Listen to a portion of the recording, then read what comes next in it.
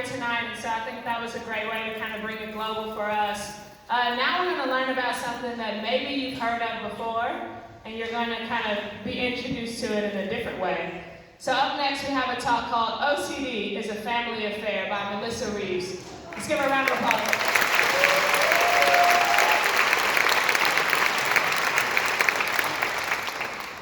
13 years old and I'm washing my hands for the 20th time.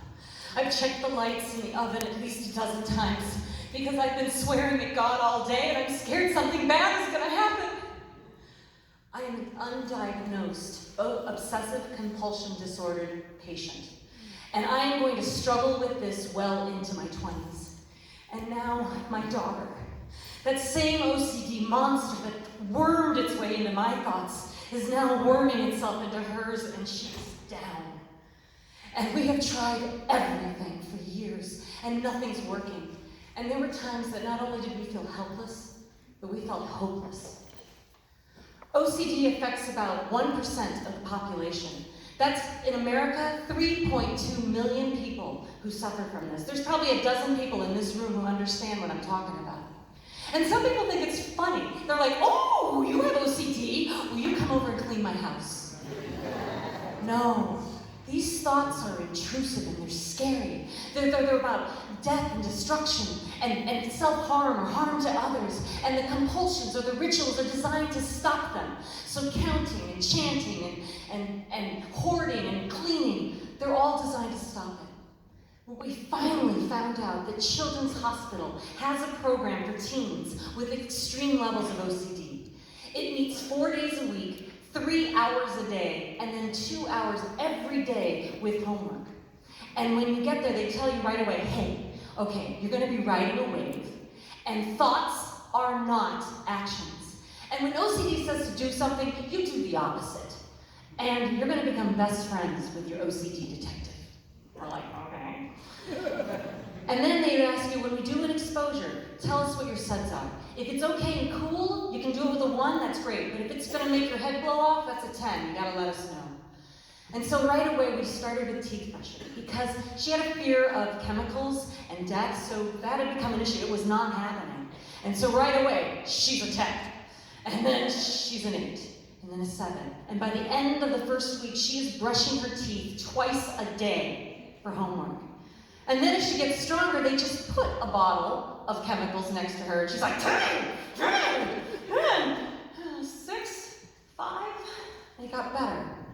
And then she got stronger, and while she's brushing her teeth, now they're like, psh, psh, psh. She's like, 10.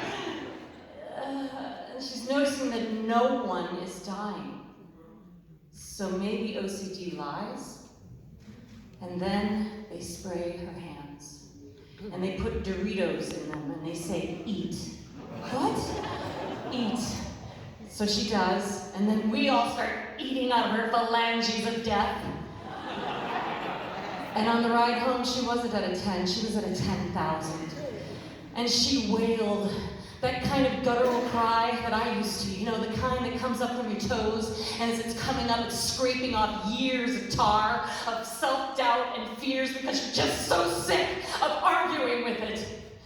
But I can't say anything. They've taught me that every time I reassure her, they say, baby, it's okay, no one's gonna die, you're fine. I'm throwing a bone to her OCD monster.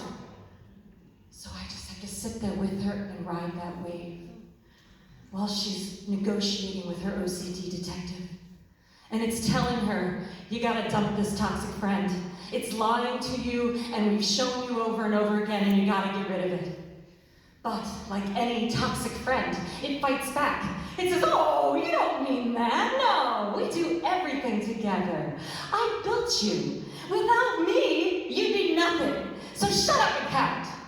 Because if you don't count, there will be a school shooting, or a plane crash, or you or someone you love will die. So shut up and count!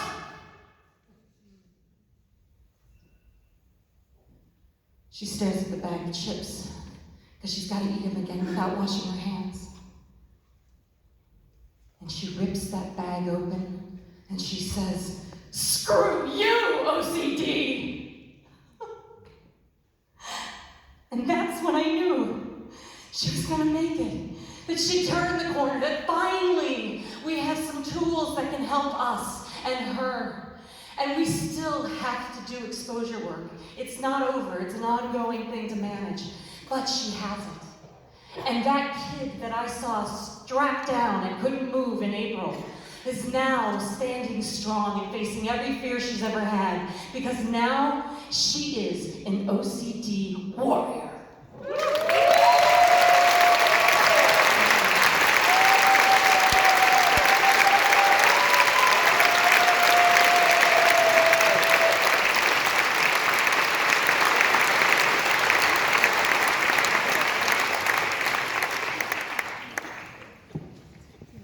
Can all like exhale. Powerful, I learned a lot. I've had a chance to process that a couple of times, but very personal sharing, and that is really, that emotional ride you just went on, that is storytelling at its finest. So thank you so much for doing that for us.